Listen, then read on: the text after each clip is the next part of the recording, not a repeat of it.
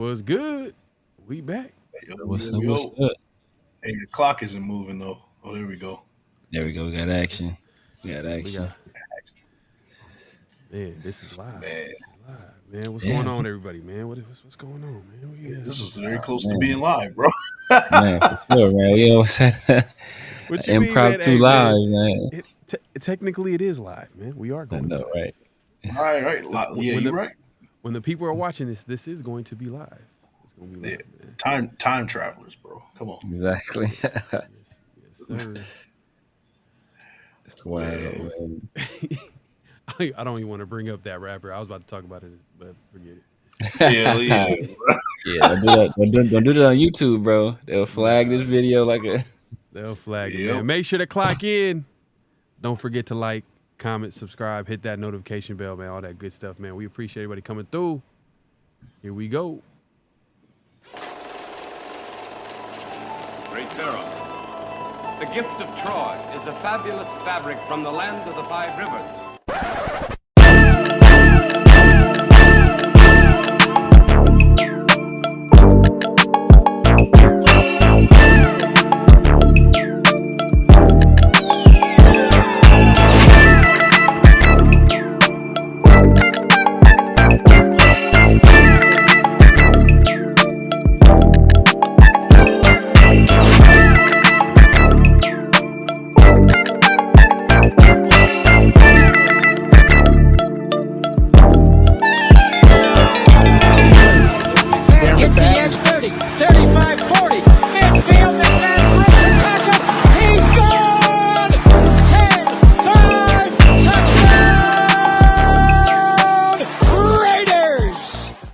Years ago, when we came to Los Angeles, I really believed that the greatness of the Raiders would be in its future.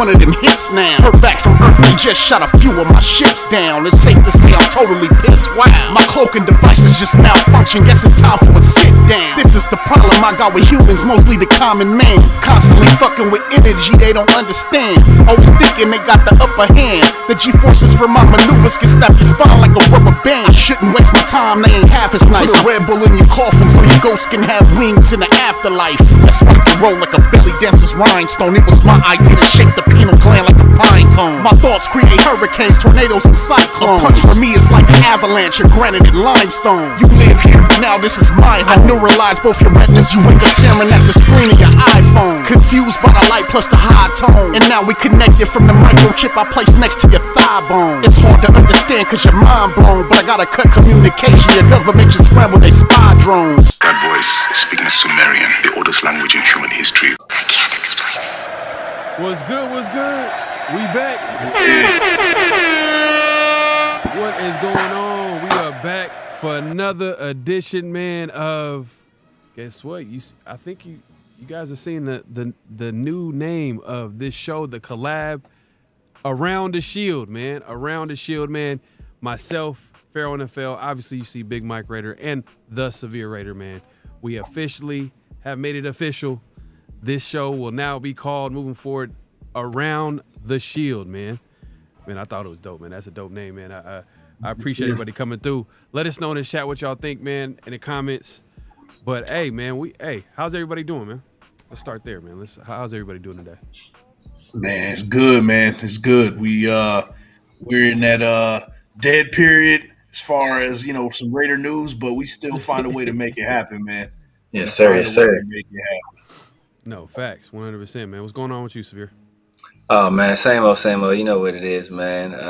Some interesting stuff happening today. Some interesting topics, man. Ready to dive in, man, and let these people know what time it is. Yes, sir. Yeah. But let me start off right now, man. I was, we've been talking about like what the Raiders can possibly do with this extra cap space. Obviously June 1st cut, Jimmy G was officially cut. His contract was not officially off the books, but I think they spread over two years. So Raiders get an extra cap space. And we've been talking about like what the Raiders can possibly do and get maybe signing another player on the roster. We've talked about running back. We talked about corner.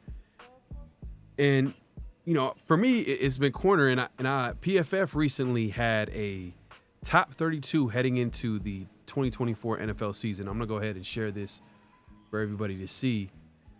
And just let me know what your thoughts is right now. Because right now, is this a lack of respect to the Raiders, or is this actually a big concern for the Raiders? Let me know in the comment section in the chat. I'm gonna go ahead and put this on the screen. Can you guys see it? Yeah. There you go. Perfect. All right. So we see right there, Sauce Gardner, man. I think that's gonna be a preview to what's to come right here. And exactly. Sauce Gardner is ranked number 1 right here. They got him number 1. They feel like he is the best corner in the NFL. Yeah.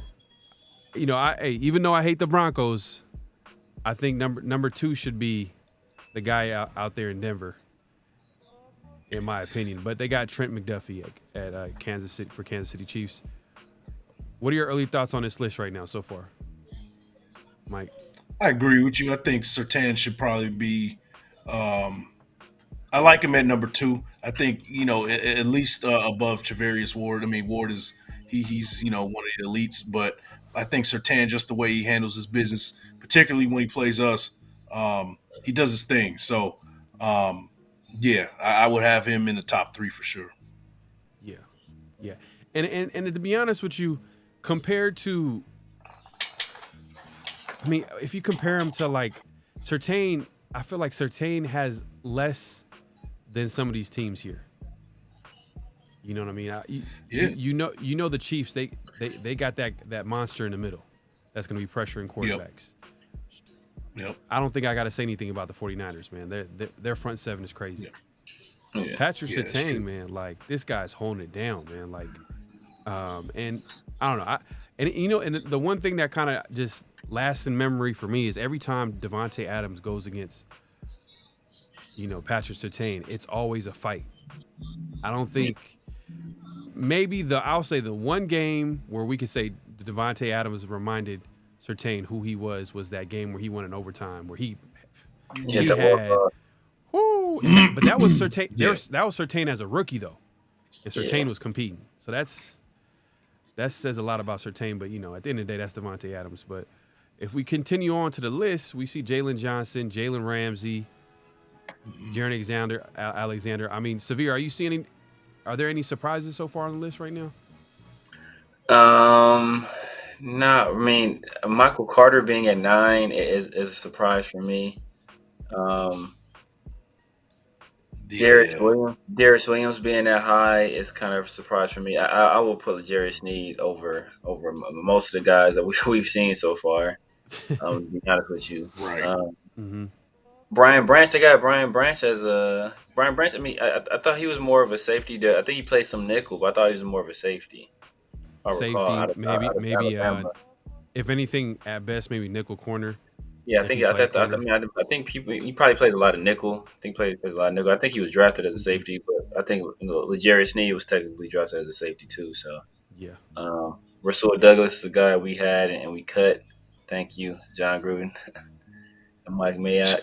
You got Marlon Humphrey here, but for him, I think it has a lot to do with injuries. He's dropped down on this list. Yeah. Denzel Ward, he's a pretty good corner, but maybe injuries too as well for him. Yeah, That's why you got Jamal Dean, Trayvon Diggs. We already know Trayvon went down early last season, or was it early or was it middle of the season? I think he went down. Yeah, with an injury. it's like the middle of the season, and that's what allowed O'Boy to kind of step up. So who we'll be seeing later on. Yeah. So a guy right here that I wanted the Raiders to draft, but Seattle just had to stick with their. They're trying to recapture their own Legion of Doom.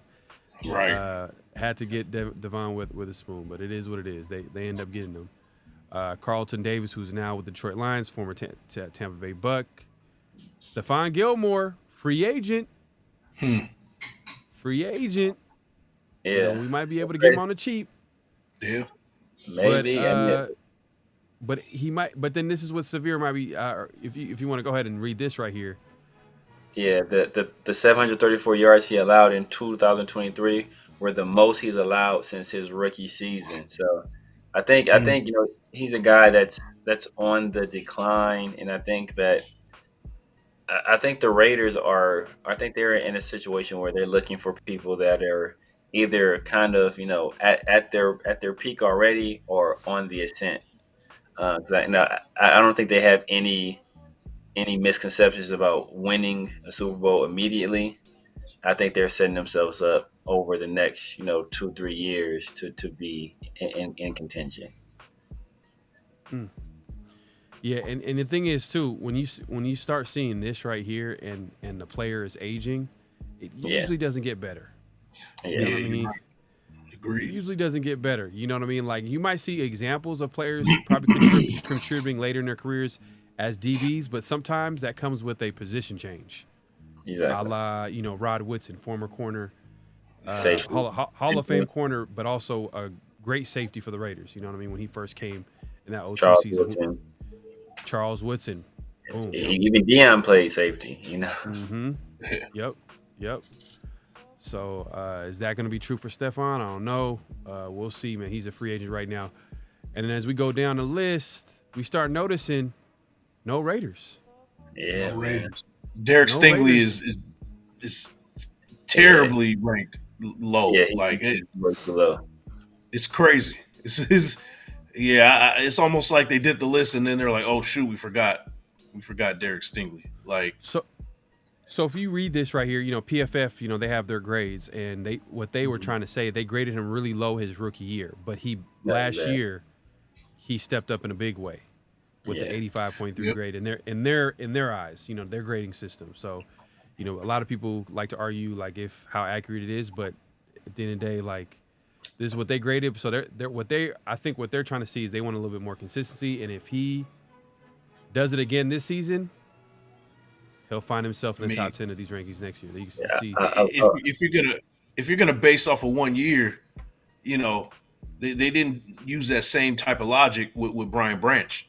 Yeah. You know what I mean? Like, off that same logic, Stingley should be top 15 in my opinion. But it is what it is. It is what it is. Yeah, the PFF is the same people that gave us an F for drafting Michael Penix at 10. Just remember that. Yeah, their whole they need to make a little adjustment. But this is a guy I like, J.C. Horn, man, but just needs to stay healthy. But he definitely has some talent. Cornerback for the Carolina Panthers. I remember early on we were talking about trade scenarios, man. If Carolina want to throw in J.C. Horn, if they wanted Devontae Adams, give him a weapon.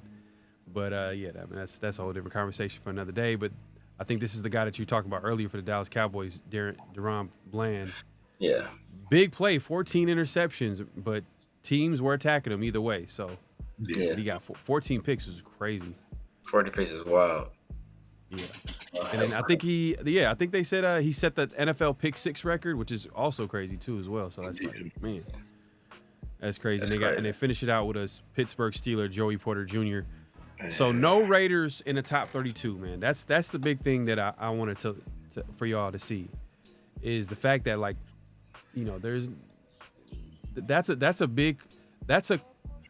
you can make an argument that's a huge question mark going into next season.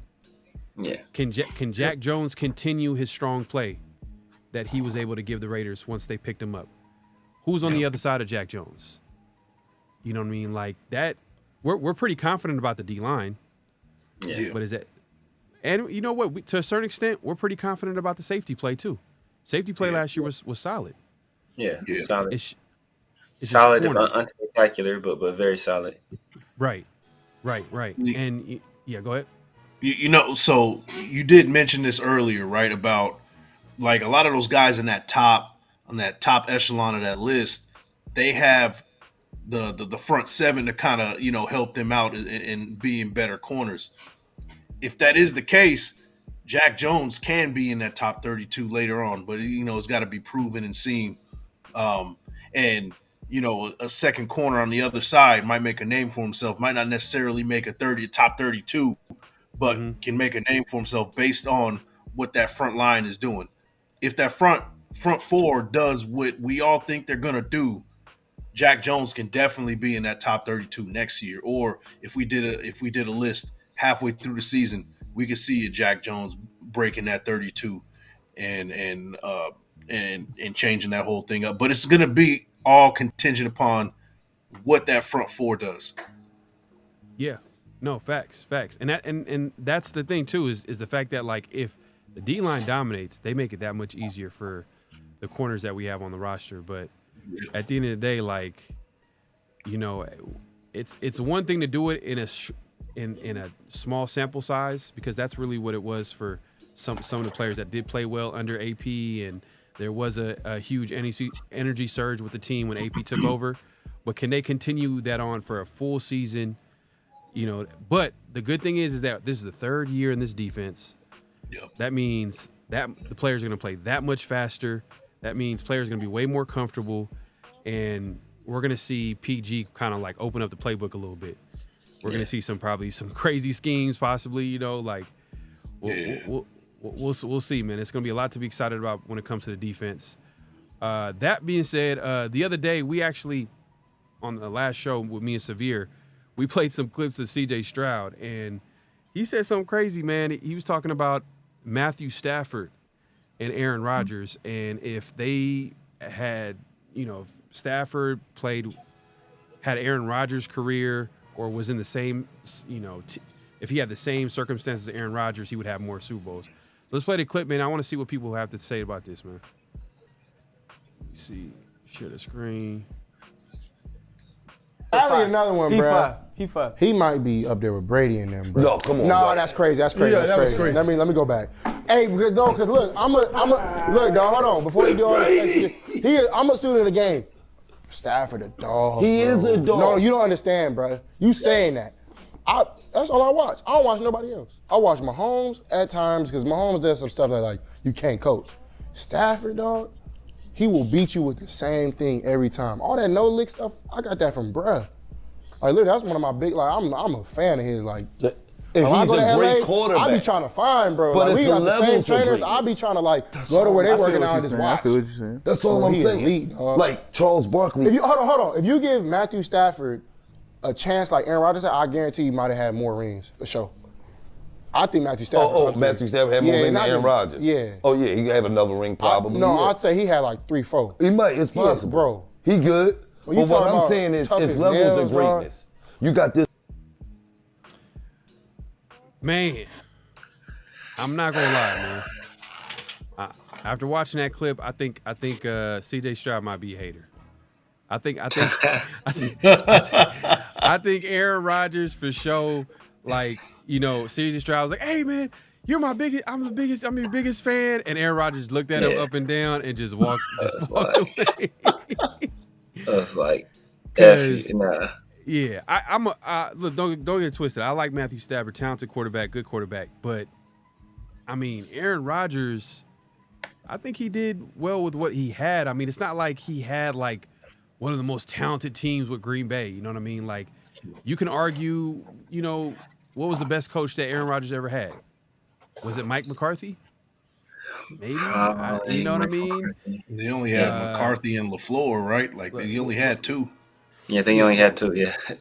Yeah, I mean, LaFleur, it looks like he's building something with Green Bay. You know what I mean? So his story is still being written, but he doesn't seem like he's a bad coach. Yeah. But I never felt like Aaron Rodgers, like, oh man, like he has way too much talent to play. Like I feel like he maximized what he had. I mean, especially because he was drafted 20-something. You know, the Raiders passed on him. Like, a lot of teams passed on Aaron Rodgers. Oh, yeah, I want to say, right, did we pass on him twice that year? Did we pass on him twice? For sure we passed on him. We drafted Fabian Washington. That's Fabian Washington right in front of him, 1 pick before him. Yeah. Fabian Washington and Stanford Route, I think, might have got drafted that draft too as well. Yeah. Was it? I don't know. Stanford Route was a 2nd or 3rd round pick, though. He wasn't a 1st rounder. Though. He wasn't a 1st round pick, but Fabian Washington, I know that. He went to Houston. I remember that for sure. Which is crazy. So I don't know what I don't know what C.J. Stroud is trying to get at. Like, what team was he referring to that Stafford was going to take? Because if you can argue, imagine Aaron Rodgers with Calvin Johnson.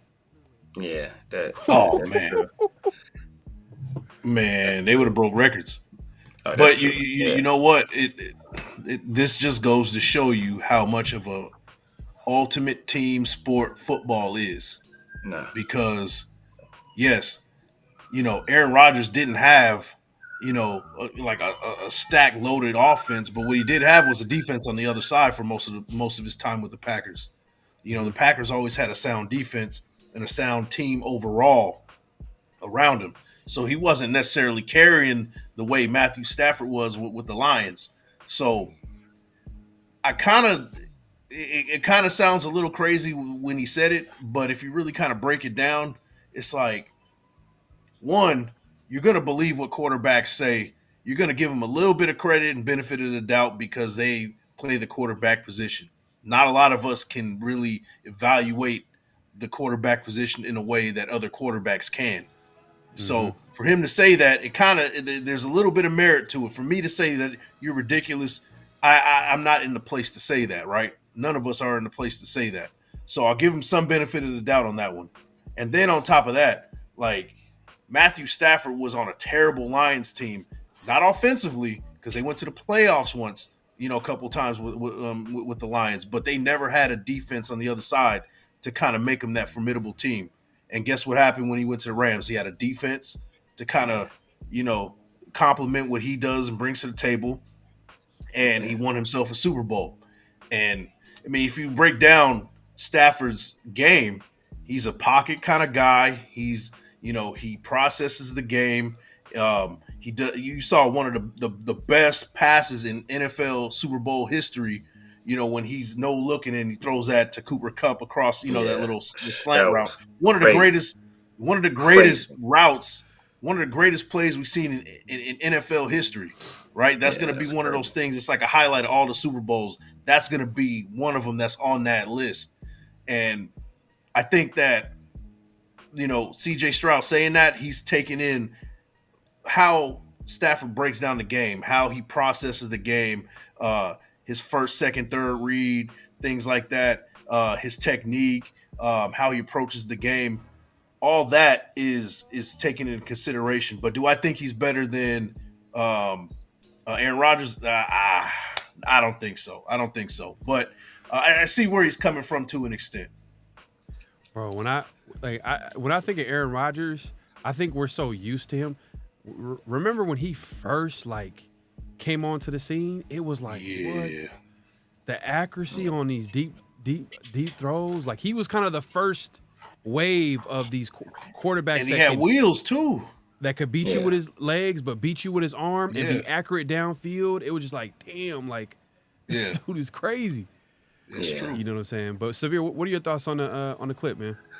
Yeah, man, I agree with a lot of what Big Mike was saying. I can kind of attest. I mean, I can understand where CJ Stroud is coming from. Because if you look at just in terms of talent, you know, Aaron Rodgers may be the most talented player we've ever seen at the position, right? It's arguably. He's top 5 for sure, just in terms of what he can do with his arm, what he can do with his legs, just the off-schedule stuff, the instruction stuff. He can do it all.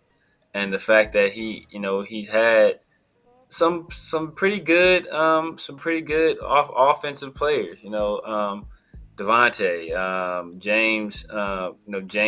James Jones, the guy that we had for a while. I forget my guy's name. However, the white receiver. I forget his name. Jordy Nelson. Jordy Nelson, Michael Finley. Like he's had some offensive weapons, and the fact that he only has the one Super Bowl, one Super Bowl appearance. So I think that I think done anything, though. What happened? They haven't done anything outside of Finley. His career got shortened because of a injury. Yeah. But Cobb, outside of Aaron Rodgers. Yeah, I mean, Kyle kind of follows Aaron Rodgers everywhere he goes. That's his guy. So, but all these. So, but he's had. I mean, Devontae left Aaron Rodgers, and Devontae still Devontae. So, That's true.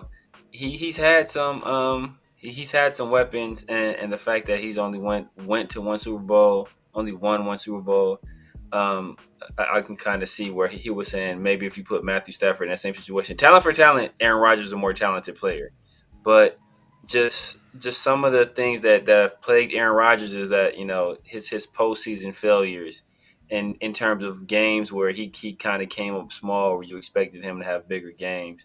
You think about the 49ers game, right? The 49ers game where they essentially that they win that game, they're probably going to the Super Bowl.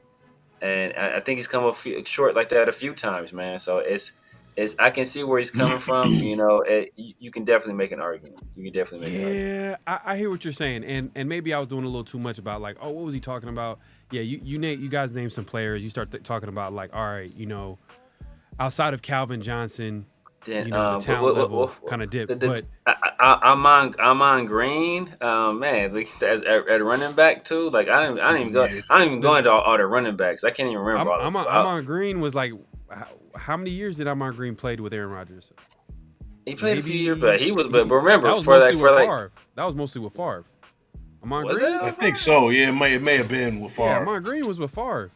Yeah, I don't know. Ryan Grant, Ryan Grant was more. Ryan Grant was him. Ryan Grant was him. Ryan Grant, sure. Aaron Jones. Yeah, he's don't get me wrong. He has played with some talented offensive pieces, but I just felt like the 49ers every time they played the Packers, and I don't know if this is on Rodgers, but every time they played the Packers, the 49ers were the more physical team. Oh yeah, they physically dominated the Packers. I don't know how to explain it. Like Green Bay was way more finesse, and San Francisco just punched them in the mouth. And Packers never. That was their rush defense. That was the Packers' rush defense. That one of those times, because didn't Mostert go over for over 200 yards or something like that? Yep, he went off on the Packers one of them years. You could take it all the way to Kaepernick. You know what I mean? Yeah, them days with Kaepernick, Jim Harbaugh. Yep. The Jim Harbaugh led 49er teams. We all know what type of teams that Jim Harbaugh likes to coach, physical teams.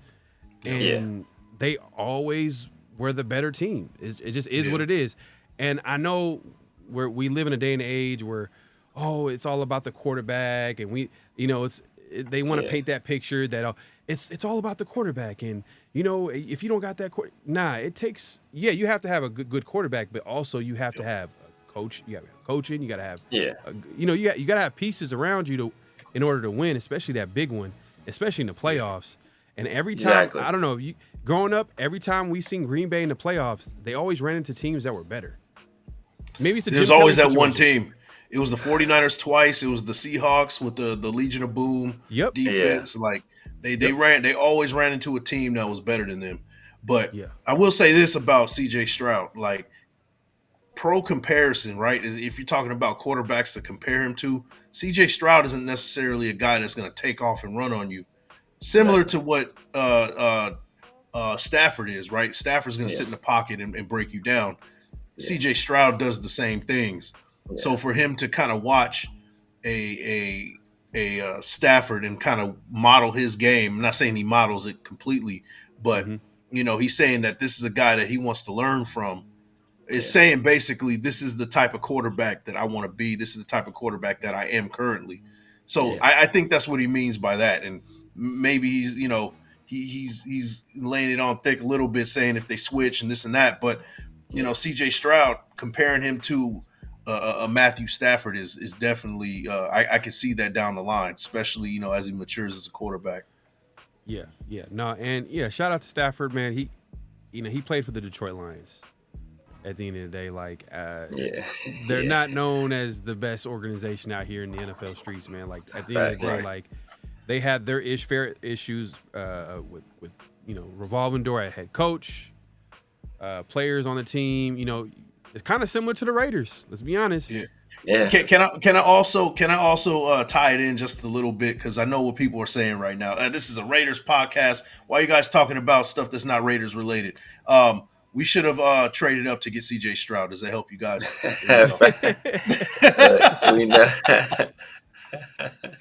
There you go. Hey, now we can continue. Yeah, exactly. Nah, it's facts, man, facts. But there's always going to be that one person in the chat that be like, huh? Right. Man. Every time, bro. Man. Yeah, man. But we're at the end of the day, we're NFL fans, man. We, as well as the Raiders, obviously. So we just wanted to get into some of the things that's been happening lately.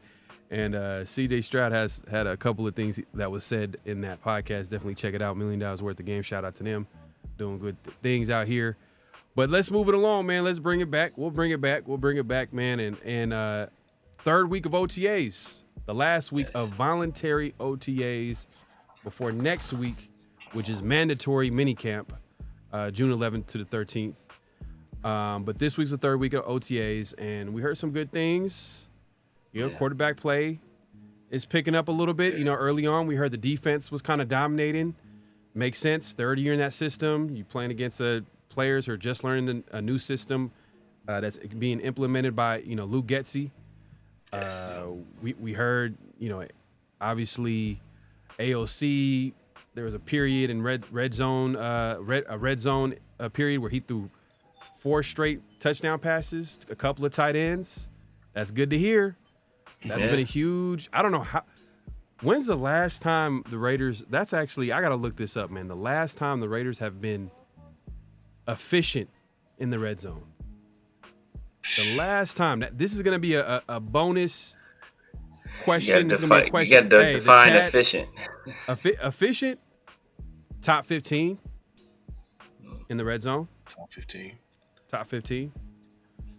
Man, I don't know. Man. I don't know. Last time we made the playoff. Last time we were like actual contenders in the playoffs. So I'm gonna, hopefully by the end of the show, I'm gonna pull up the answer to this. But yeah, the last time I'm gonna put this question out. The last time the Raiders were top 15 in red zone efficiency. So the touchdown percentage. Let's say touchdown percentage, because obviously we've been to the red zone. We'll kick these field goals. Shout out John Gruden. He loved to get down there and be like, you know what? Instead of going for it on 4th and inches or 4th and goal, I'm gonna take this 3. I'm gonna take the points. Man. So it's probably been a while. I'm sure it's been a while. Yeah, it's definitely been a while. But let me go ahead and put up some of the players that actually didn't practice on Tuesday. I'm gonna put this up on the screen so people can see. As you can see, the notes here. Raiders had 12 players who didn't practice Tuesday. Running back Britton Brown. Hey, this dude, is he gonna make it to training camp? it's a wrap for it. He might not make it to mandatory minicamp. You know, I'm hoping like he can get out there and compete, but is he? Everything good for him? I mean, this is a big opportunity for any running back on this team. You know, I know Zamir White is a guy that is definitely the guy that's going to be leading that room, but you never know. Like if someone kills it in training camp, that's going to be a guy that's going to be someone that the Raiders can keep an eye on if, let's say, Zamir White struggles running the ball, or whoever struggles running the ball. A guy like Britton Brown, who probably played well all the way up until through training camp and preseason, but it's not looking too good for him. Davante Adams, we haven't. Hey man, he's like, I'm doing my own thing. Yeah. I ain't coming to no voluntary OTAs, man. Jackson Powers Johnson, he's out. Man, yeah. Hopefully he's good, man. Rookie, we're excited about him. Yeah, but he's my favorite draft pick. Yep, especially he's gonna be playing a new position. He has experience playing left guard. Yep, he has experience playing in the interior O-line, but I think most of it is right guard and center. Yeah, I'm not sure if he's ever played left guard, but offensive tackle Colton Miller. Hopefully all is well with Colton Miller. That left side, they still have. Yeah, man, left side looking shaky. Yeah.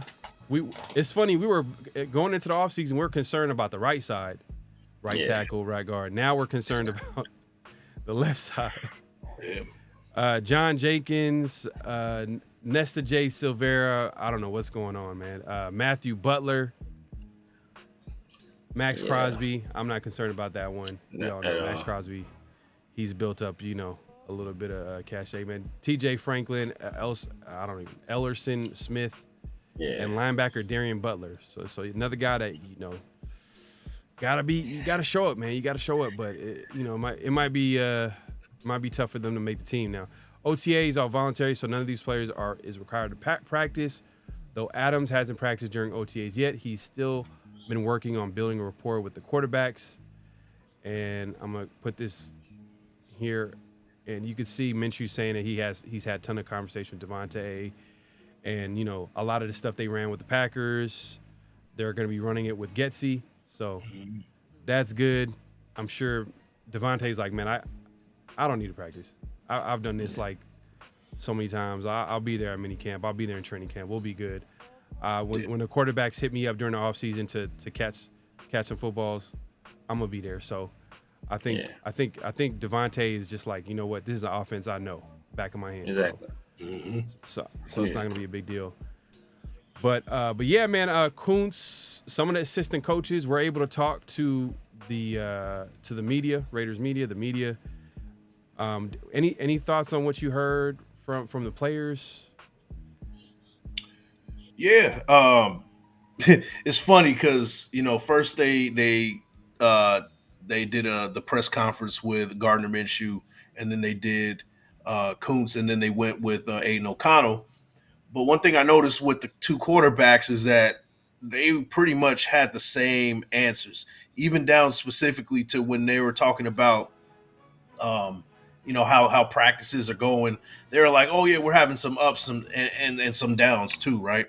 They both kind of mentioned the ups and downs, which is pretty much expected right now for that offense. It's an offense still trying to figure out, they're trying to do the basics. But one thing that I think it was either, I get the two mixed up now because they pretty much said the same thing, but one of the quarterbacks said that the defense is throwing more complex things at them in practice right now because they're so ahead of the curve. This is their third year under that system.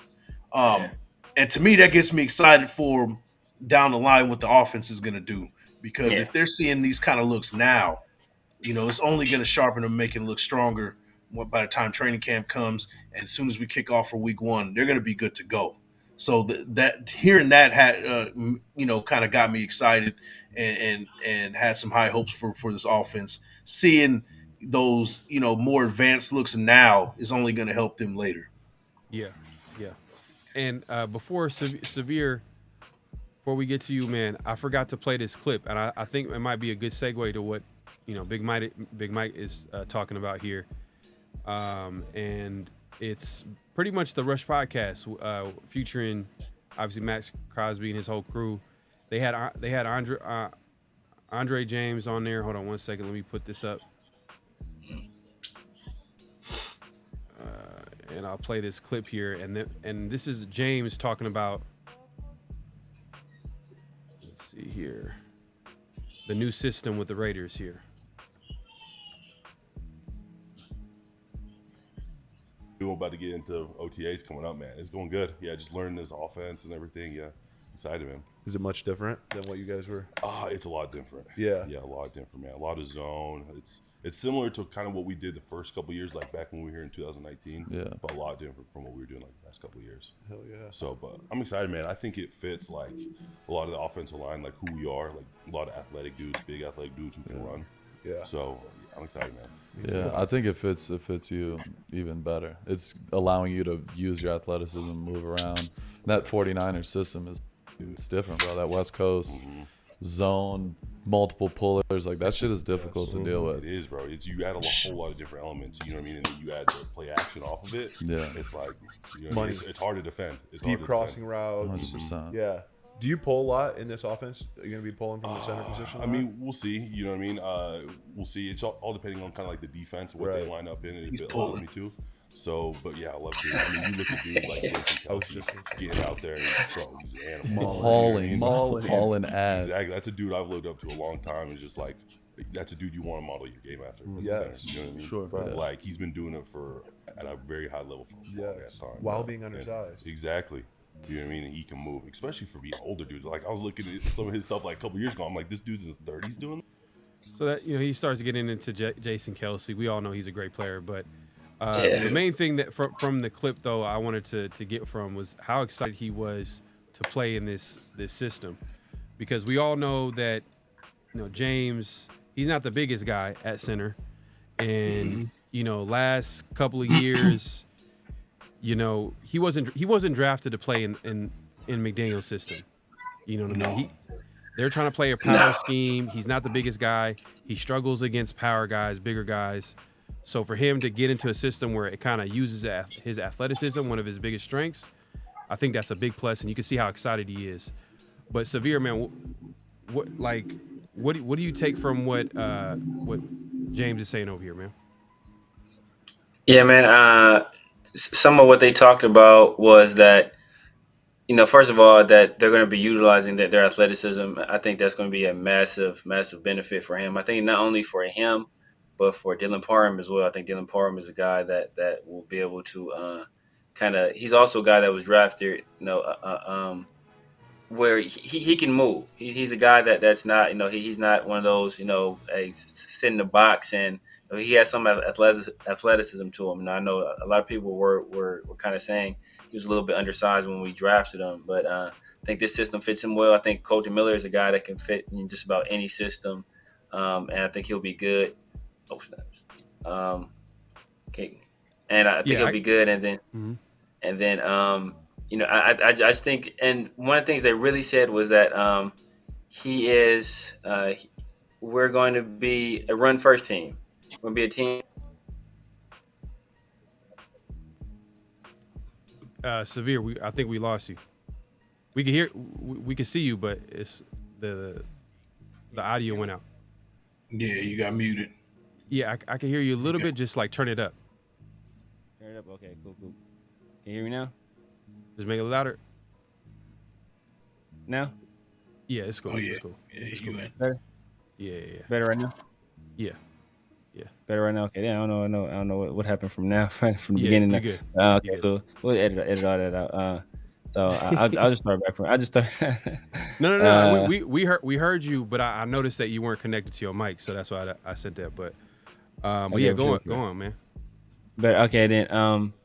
But yeah, I mean the fact that we're going to be a run first team. So they talked about that kind of during the pod where that they're going to lead with the run. So that means we're putting a lot of responsibility of the success of this offense on not only this offensive line, where we're going to have 2 new starters, conceivably at right tackle and at left guard.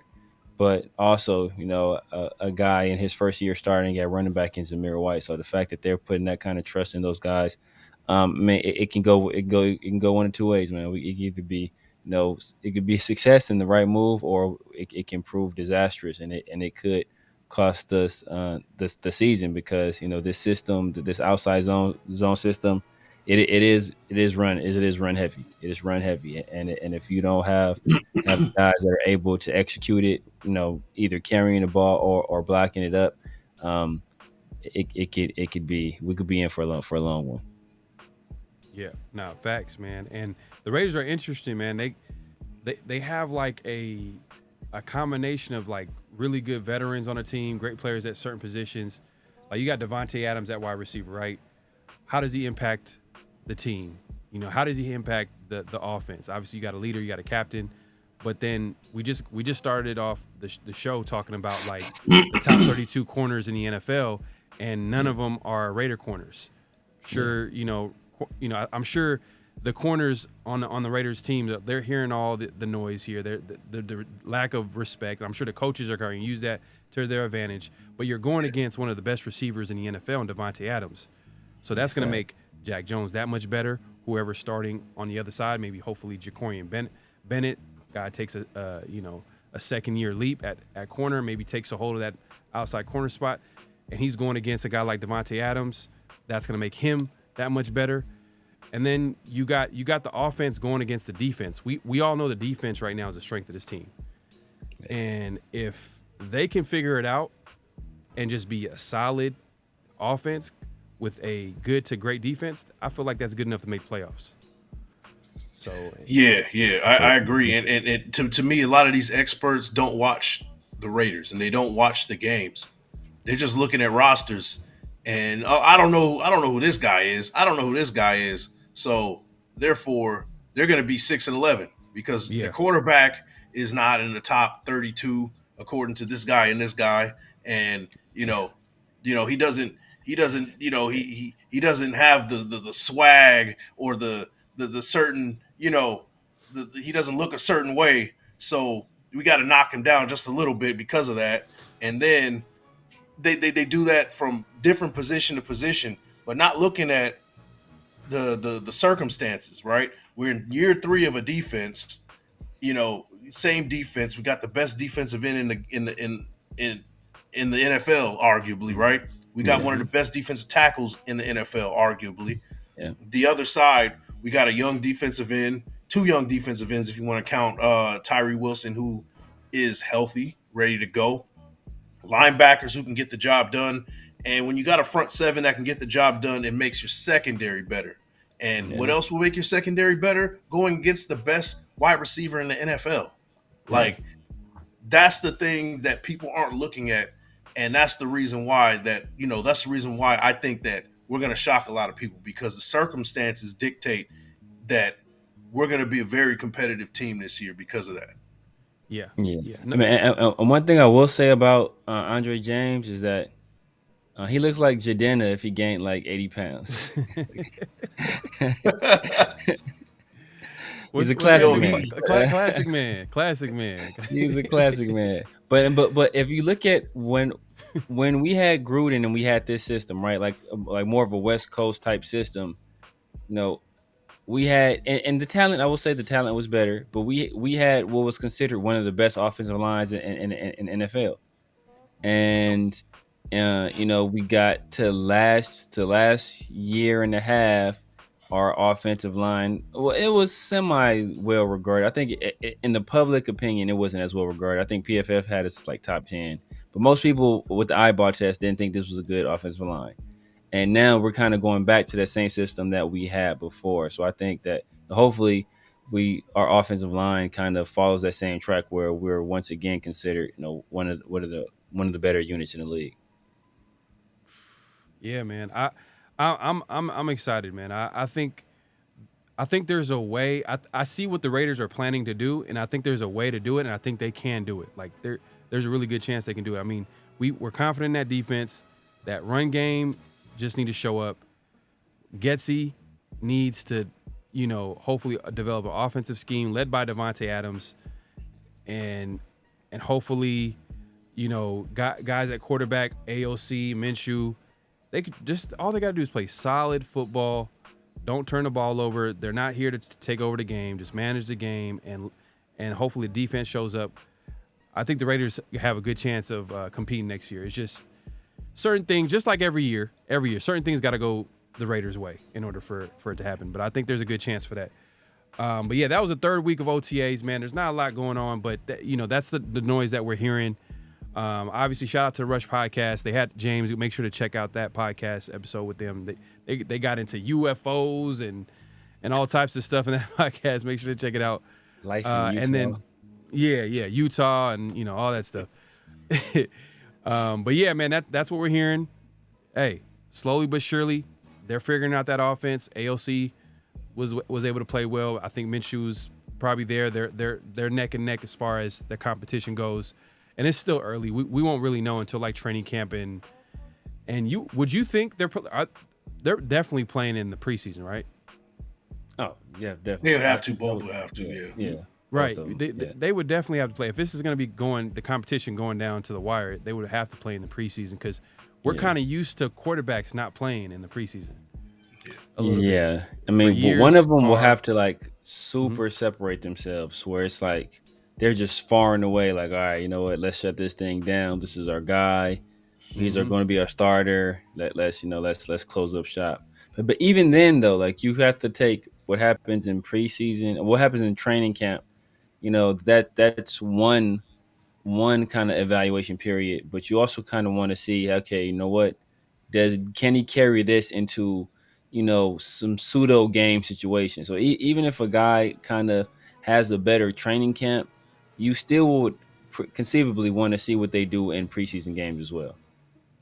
Yeah, and shout out to the Raiders assistant coaches, Mike Caldwell, Ricky Manning Jr., and Gerald Alexander. They were able to talk to the media for the first time, and we actually got a clip that we want to play here of Ricky Manning Jr. So I'm going to go ahead and play this clip, and we'll react to it real quick here. All right, so this is Ricky Manning Jr. Then there's other guys like DeCamerion and MJ that are in the fire, like you just talked about. How does that change the pace of how you coach and teach, knowing that you got guys that understand it and have done it for quite a period of time, and then guys that are just learning? Well, the great thing about having a head coach as a former player is he understands that. So how our schedule is, it sets it up time where we be with the rookies a little bit more than we are with the vets to slow it down for them and explain it to them a little bit further. We have ample time, even more time than I've ever had with rookies my years of coaching. So that way right there allows us to kind of get to them where I know it may be fast for them and it may be a lot of things. And that way they can get the game plan a little bit slower and different. Then there's other guys like DeCamerion and MJ that are in the fire. Like, go ahead and move that here. But yeah, man, what were your thoughts on that clip, Mike? Man, I love to hear it, man. I mean, especially getting those young rookies kind of caught up to what everybody else is doing. That's only going to make the team stronger.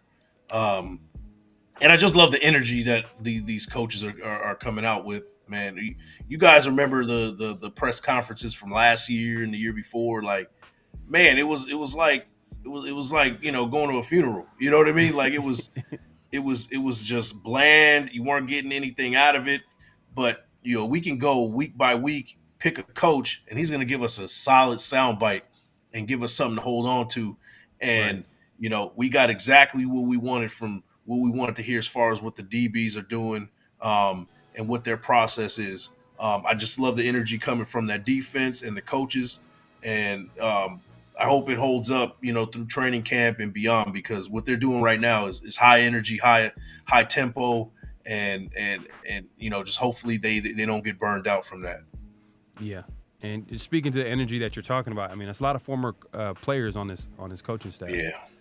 So that has something to do with it. And I think they talked about that. I think the coaches talked about that, how they're able to relate to the players and connect with them in that way because they've been through it. I know Ricky Manning Jr. kind of mentioned that as well in his presser. But Severe, what did you get out of the presser overall from these coaches, including Ricky Manning Jr.? Yeah, kind of the same thing, man. Just the fact that a lot of these guys are players, so they're able to relate, really well with what the players are going through. They're able to teach it a little bit differently because they've actually been in the fire, and they kind of know what it takes, like from their own experiences, like things that could have been done better, things that maybe they shouldn't do, maybe some things that they should do, and I think that's valuable, man. One of the things he like just what he's talking about right now, like in terms of the amount of time he gets to spend with the rookies. I know a big concern last year when they had that player survey was was the players' time being spent efficiently. And if you have some veteran guys, you don't have to keep these guys. Hopefully, this would be the hope, but you don't have to keep these guys in these meetings and in these film sessions as long as the rookies, because they're veteran guys. Some of those synapses, some of that stuff should connect quicker with them. But these younger guys, they need that kind of help. And the question preceding that was a question about Jacorian Bennett. And he talked about, how Jacorian Bennett kind of got thrown into a fire and when it was rough for him. And now things are kind of slowing down. And Antonio Pierce was on staff last year. He probably saw that. He saw these things happen in real time. And he was probably thinking, like, what, if this guy maybe had a little bit more time, he had a little bit better coaching, maybe things would have been different for him. So he kind of took that experience right there and also some of the things he learned as a player, and he's actually applying it to how he's running his team right now. So I think that all that stuff is valuable, man. So I'm liking the direction so far, but I have to preface it's all sunshine and roses until remember I talked about this last year when we picked up Marcus Peters, and everybody's, oh yeah, man, Marcus Peters, oh man, he got this swagger, and I was like, yeah, but it's cool, you have all the swagger you want till you out there getting cooked, and then all that talking don't mean nothing. So so all these feel goods, all that stuff this is the time for them right now, right? This is like this hope springs eternal before the games really start, and the real test is can this energy and this good feeling, does that turn into wins? Because on the Rush podcast, like I think Max talked about it when they picked up Devontae, it's like, man, we going to the Super Bowl. Like, we about to win the whole thing. And I'm sure that was the feeling until them losses start piling up. So I think this team is different. Antonio Pierce is obviously different than Josh McDaniels. The coaches he's bringing on is different than the coaches that the previous regime brought on. But it's all good to feel good. But let's see if that turns into wins.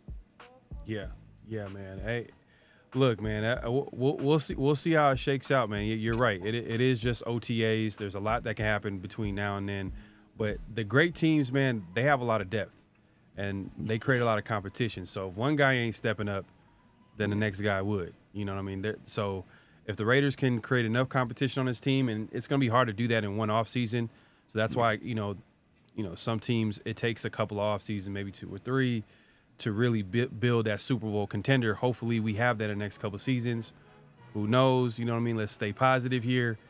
But if they can create some competition in some key areas, then it won't matter if the Raiders bring a veteran and it doesn't work out, because the next guy is going to come in, a rookie, a young guy is going to be ready and hungry, and he's coached up well by a guy like Ricky Manning Jr., and you already know the rest is history. Because when Peters went down, I mean, not went down, but when Peters was cut or let go and they went a different route, there wasn't really a drop-off in the defense. Yeah. You know what I'm saying? It's an improvement. It was an improvement. A drop-off, we got better. Exactly. But then the other side to it is if there is no depth, quarterback position last year, yeah. You see what can happen. You're left with not a lot of options, and you're left with a rookie 4th round QB and AOC. Much respect to him, but it was a tough situation for him to come in an offense where it was just too much dysfunction going on with that offense. I mean, you got a rookie OC QB who's a QB coach calling the plays, and players are running into each other. They don't know what's going on. You hear the Michael Mayer saying he didn't figure out the offense until like week 8, week 9. So it's like it was a tough situation. So, but hopefully the Raiders will figure it out, man, and we'll have plenty of time to talk about it. It's a whole offseason ahead of us.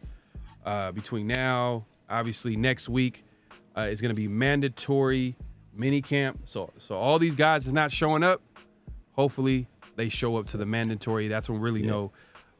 That's probably where we can really we can be a little bit more concerned if we see some players not show up, like Jackson Powers Johnson. You know what I mean? If he's not there, if Devontae Adams is not there, then we're gonna be like, what's going on here? Like, is Devontae trying to send a message here? Like, you know, it's a mandatory mini camp. It's you're one of the leaders on the team. You know, it would make sense for you to show up, but you know, I heard he's been around the building. So hopefully it's just a situation where you know what, even for guys like Max didn't practice today, even though he's practiced the other days. Situation where, like, you know, you guys are vets, kind of, you know, save you guys. And Devontae he's much older than Max, so it's maybe a situation like, hey, you know what, you're not gonna put your body through all this stuff. You're Devontae Adams, right? If we don't need you to go through it. Even though you would like to have him, you know, get some rapport with Gardner Minshew. If Gardner Minshew is going to be the guy because he's never played with him. He's Devontae, so I mean, it shouldn't take too long for him to get things figured out. Yeah, and Devontae doesn't seem like that type of guy too. He seems like he's pretty straightforward. I think he's really. It seems like he's pretty good with what's going on with the Raiders. He likes the coach. I mean, Luke Getsy. Someone made a point about this. Luke Getsy that's a Devontae guy. That's his guy. You know what I mean? You could see Edgar Bennett's his guy too. Say it again. Edgar Bennett is his guy too. Yeah, there you go. So then, and you could see an AP when he's deciding which OC to go with, trying to figure it out. He's probably texting, you know, Devontae, hey, what do you think? What do you think of Getsy? You know what I mean? Like, what do you think of? You know, he's leaning on guys like that. So you can see that happening. But yeah, that being said, man, that wraps up third week of OTAs, man. We'll definitely be here to talk about the mandatory mini camp next week. But moving on, man. Let's move it along, man. By the way, man, if you haven't already, make sure to clock in, like the thumb, hit that like button, hit that subscribe. There you go. Hit that subscribe button, hit that notification bell, all that good stuff. But it's that time, man. It's that time, man. You guys are joining Around the Shield. It's officially official. We got a name for the show, man. As you see it on the screen, Around the Shield. Welcome y'all, man. Look, it's comments of the week, man. It's that time where we get into the comments, and you know what? I gotta get at y'all, man. Like, ever since the comments of the week came on, man, you guys have been scared to leave some comments. Let us know, man. If you disagree with us, it's okay. Let us know if we're wrong. If we're right, let us know. You know what I mean? It's all good. Or if you just want to just talk about anything that you want to talk about, let us know in the comment section. We actually want to hear from y'all. This is the reason why we made this segment here is to give a voice to Raider Nation and be able to conversate with you guys, man. Obviously, we're going to be conversating you in the chat, but in the comment section, sometimes people catch the replay, and it's a good way to talk to everybody. So that being said, let's go to the first comment here, and let me move this out the way. OJ Raider said 89 says, if Max is Kobe, Tyree has to be Paul Gasol, and he's speaking to our last show. He's comparing Max Crosby to Kobe Bryant, you know, the late great Kobe Bryant, and then Tyree to Paul Gasol. Man, what are your thoughts, man, on this comment? Man, I see where you're coming from. I mean, Max is definitely Kobe. We can establish that. That's what's going on. But Tyree, he's definitely not the second in charge right now. Shout out to Reese Rock. He said Tyree is more of a Lamar Odom, and I think even then, like, that's still not worthy. I will put Tyree Wilson in yeah. And you know, he's more of a Slava Medvedenko type right now. Until man, Slava, what? Medvedenko, man. Ooh, that takes your boy back. I had to get into my Stephen A. Smith bag real quick, man. Hey, man, if you saying that, you basically calling him trash, man. I'm not gonna lie, but he was. Davidenko did his thing, bro. He was cool. He was solid, man. He was cool. solid. He was cool. But Tyree Wilson, all seriousness, man, like he has the potential to be that Lamar Odom, right? Like if you're comparing, I like Lamar better. Lamar, you know, we can see the talent in Lamar, but Lamar, there was always that what if. Like, man, what if he was just a better shooter? If he was just more aggressive? Or if he was, you know, I think that was a big thing about Lamar. He was never really aggressive. He'll have one game where he'll have like 20 points, 20 rebounds, and then one game he'll have 4 points, 3 assists, and, you know, kind of like a way lesser version of Anthony Davis. You know, Anthony Davis is a better player, and more talented, but, you know, you could see how like a lot of people kind of talk about his inconsistency as a player, you know. But Lamar Odom was good for a 10 and 10. And you know, whatever the equivalent of 10 and 10 is for you know, in football, I can see Tyree Wilson being in that role. So, you know, hopefully, you know, he does fall into that Lamar Odom. But Paul Gasol, not yet. Not quite. And Lamar did his best work when he was coming off the bench. That's a Tyree situation. We got Kuntz, Max Crosby, Tyree coming in off the bench. That sixth man role. Yeah, that'll be a good fit for him for now, man. I like that comparison a lot better than Paul Gasol for sure. Nah, facts. Nah, man. Hey, Paul Gasol is a little strong for me too, man. That's a little too strong. I think Tyree needs to. He has a lot to prove in his second year, and I think he's gonna show some improvement next year. I think he's gonna. How much? We don't know. We don't know, but we'll see, man. Full off season, he's fully healthy. He seems more confident. He's playing and he's around greatness with Max Crosby, and obviously, you know, Christian Wilkins is a good player in his own right too as well. So he's playing in a defense right now that's on an up and up. So a guy like him, he could take that jump. We'll see if he does, man. But hopefully Tyree is even better than a Paul Gasol. You know, as much as I like Paul Gasol, there's a cap on him. You know, there was a cap. Fact. So, but yeah, man. Hey, OJ, man, appreciate the comment, man. Yeah, man. Let's move along to the second comment here, and this is Alpha 1502, man. He says, "Look, man," and this is you know, this is to Severe. And last week we were talking about Brock Bowers, and he talked. I think you mentioned, you know, Brock Bowers didn't really have that wiggle that you would want in his route running. Yes. And he says, "Look, man, what tight end has a lot of wiggle in their game? I think your guys being overcritical of Brock." Now, speak to this comment, man. Let my guy Alpha know, man. Alpha 1 know, man. Yeah, man. So I'm not asking like Brock Bowers to be like Barry Sanders, or like, you know, Charlie Garner and then like that. You know, like. Put it like this. If you think about the best tight ends of all time, how many of those guys are just pure athletes? Just think about the best tight ends, right? Maybe if you consider Jimmy Graham one of the better tight ends of all time. But other than that, even Antonio Gates, he's a guy, ran good routes. Dallas Clark ran good routes. Rob Gronkowski ran good routes. Jason Wooden ran good routes. The guys that are best guys in the league right now, Travis Kelce runs good routes. My guy that's out in Mark Andrews runs good routes. Hayden Hurst runs good, right? Like none of these guys are these uber athlete type guys like a Brock Bowers, right? Like no, the closest to that is Dallas Clark, and even Dallas Clark ran much better routes, even early in his career, than Brock Bowers does. So it's not a situation where it's like I'm asking him to be out here like being Stephon Diggs or Devontae Adams or, you know, running China routes like Hunter Renfrow, but you know that ability to be able to shift your weight, you know, make a guy think you're going one way and go another way and get open for like a 5-yard gain, you know, when I need you know, when it's 3rd and 4 and I need a first down. Just that opens up your game so much more. Right now, like I said, I've watched every single reception he's had at Georgia, every target, every carry he's had at Georgia his entire career. And I can maybe name 5 times where he was able to do something like that, where he put a route on the guy and got open. He's not a guy that's going to be that's going to. He's not a basketball player. He's not going to go top shelf on you and come down with a ball. You know, he's not really strong at the point at the catch point. So like there's very specific ways you need to use him, and he's elite in those areas.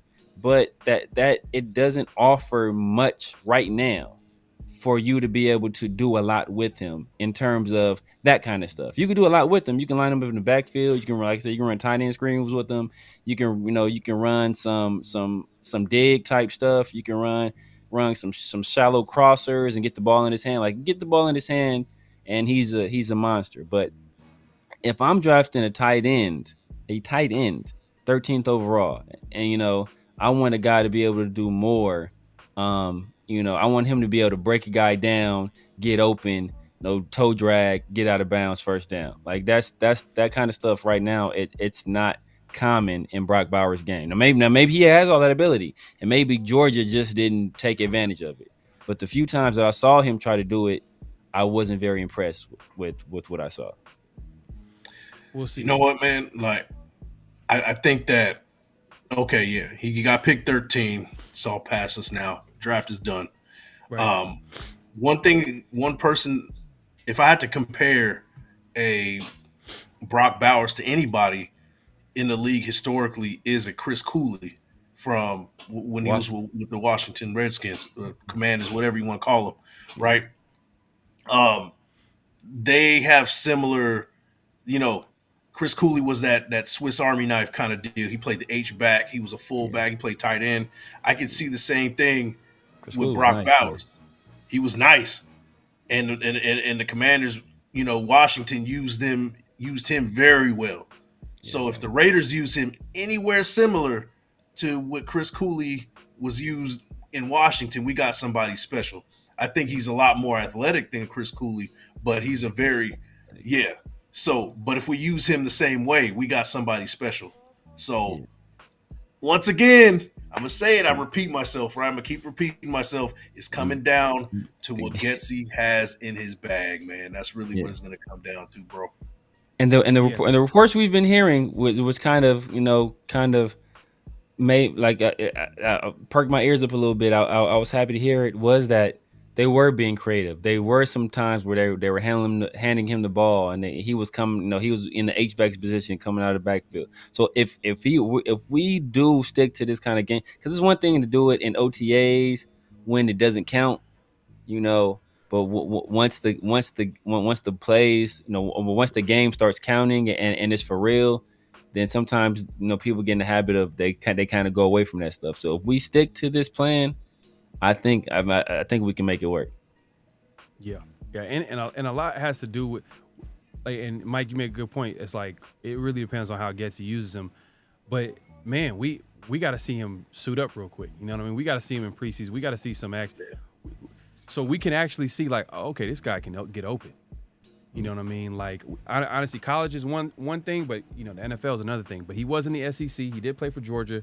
It's not like he was going against scrubs every week, every Saturday. You know what I'm saying? So that just we'll see how it shakes out. Severe, he's been strong about it. You know what I mean? He's not. I don't think he's not saying that Brock Bowers is trash or anything like that. It's just he just sees something in his game where he can get better. That's all. That's all he's saying. But I appreciate the comment, Alpha One. Keep commenting, man. Hey, man, we appreciate everybody's commenting. And I guess this one right here, look, this is just going to be another plug on our new show name. But this is more of a thank you and shout out to everybody who participated and tried to give us some ideas as far as what to name the show. It's not like we actually wrote them down, and we just decided on Around the Shield. So it's not like we didn't consider any of the show names that you guys were able to let us know. And one of the show name that popped up was for the show name, how about the Three Amigos, man? Hey, man, we thought about it. We thought about it, but Around the Shield just fits so much better, man. Yeah. And let us know, man. If you guys don't like it, man, it'll give us something to think about. But I feel pretty good about this one, right? Around the Shield fits pretty well. And then as we grow and we keep going, man, I think it's gonna stick, man. So like I said, we appreciate everybody coming through and leaving comments. We want the comments to continue. Make sure to leave a comment and let us know what your thoughts on the show, anything that we talked about, the Raiders, what to look forward to, all that good stuff. And you guys might be incorporated onto this segment, and we'll be able to talk about what you said in the comments. You'll see this on all of our channels. So if you're watching on Big Mike, leave a comment on Big Mike's channel. If you're watching on my channel, leave a comment on my channel. And obviously, if you're watching on the Severe Raiders channel, make sure to leave a comment to let us know. Also, you know what I mean, clock in, light the thumb, hit that like button, subscribe, hit that notification bell, all that good stuff, man. We appreciate everybody coming through. Any last thoughts, Mike, Severe? Starting with Mike, man, any last thoughts? What do you want to tell Raider Nation? What to look forward to? How they can find you? Man, you already know where you can find me, Big Mike Raider, across the board. IG, X, my AIM is at Big Mike Raider. You can find me on MySpace, Big Mike Raider, all the above, man. That's the one. But hey, you know what? I will say this. The Pullout Kings, I did like that name, but you know what? That's not very descriptive of me. I got 3 kids, so there ain't nothing king about me. You guys get it. You guys get it. Hey, the Pullout Kings, man. That's funny. That's funny, man. But yeah, like the man said, man, at Big Mike Raider, you can find him all over social media, and obviously his YouTube. Make sure to subscribe, hit the like button, all the good stuff, man. My guy Severe, man. What are your last thoughts, man? Tell the people what they can look forward to, where they can find you. First, I want to say, man, if you guys have a comment for me, no facts. Y'all be leaving comments on my channel about Severe. Like, hey, it's y'all can go to his channel and leave a comment if it's something about Severe or what you thought about. It's all good, man. Just leave a comment on his channel, man. It's all good. Like y'all out here, spread the wealth. Spread the wealth. Y'all out here sneak dissing like us. Like, bro, like just leave a comment on my channel, bro. Like, I try to respond to just about every comment. If it's substantive, if it's like on some nonsense, bro, I'm just gonna ignore it. But if it's a substantive comment, if you have a disagreement, bro, we could talk it out in the comment section. Like, I have no problem doing that, man. So I try to make sure I hit everybody up. But for you guys to know where to comment at, as you guys see on the screen, is at the Severe Raider here on YouTube, at the Severe Raider on IG, at the Severe Raider on Twitter, Instagram, Snapchat, X. Excuse me, I don't want to get that. At the Severe Raider on X, just about everywhere, man. At the Severe Raider. So holla at your boy. Do not go to Big Mike's channel. Saying tell your boy Severe. Like, you can just tell me directly, man. But yeah, man, I got some stuff coming up, man. So working on some stuff. I'm actually working on a video right now, so hopefully I'll have it out by Sunday. Some good stuff, man. So yeah, man, about to do this thing. Yes, sir, man. It's funny, man. When we say hit the like button, subscribe, man, we not asking for a lot, man. We really appreciate y'all's support, man. We want to keep doing this, man. But if you can, just hit that like button, hit that subscribe button. That's the least that we're asking, and leave a comment, man. But sometimes, man, when I say it, I feel like the reaction, it's just you like, hey, the like button, No, I'm just messing with y'all. Yeah, real quick, just for a quick payoff. I know we talked about it earlier. We asked when was the last time the Raiders were top 15 in red zone touchdown percentage. Yeah, it was 2017. They were 8th. Wow, Todd Downing. They were 8th. But yeah, that was it looked like the NFL wasn't.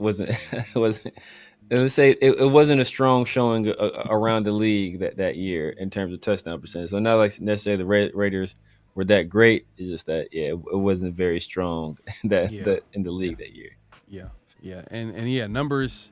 Sometimes numbers don't tell the whole story, man. They could be misleading because if you watch that year, the Raiders were a little bit inconsistent on offense. They definitely had a drop off from 2016. The team chemistry was off. We already know what happened in 2017, man. It was a big drop off from 2016. We were super excited. about Carr, the team, and obviously Carr got hurt in 16, but 17, man, it was I think Todd Downing he took over as the offensive coordinator. Bill Musgrave, man, that Del Rio, man, I'm telling you, Del Rio has an issue with replacing assistant coaches. He tried to fix something that wasn't break because I didn't think he fired Musgrave. I think Musgrave's contract was up. And then just build, like, come on, don't mess it up, man. Man, if it ain't broke, don't fix it, man. Yeah. The year before in 2016, we were 13th, but we were only 0.2 of a percentage better in 2017. So we're essentially the exact same percentage. One year we were 8th, one year we were 13th. So those are the last. We had two top 15 finishes back to back, and then it's been basically all down here from there. Yeah. And then we all know Gruden struggles in short yardage and red zone. Like his play calling, I don't know what happens to his play calling. It just struggles in the red zone. And then you got Derek Carr, who, I don't think he was making anything. He wasn't helping, but that's a whole different conversation for another day, man. We appreciate everybody coming through.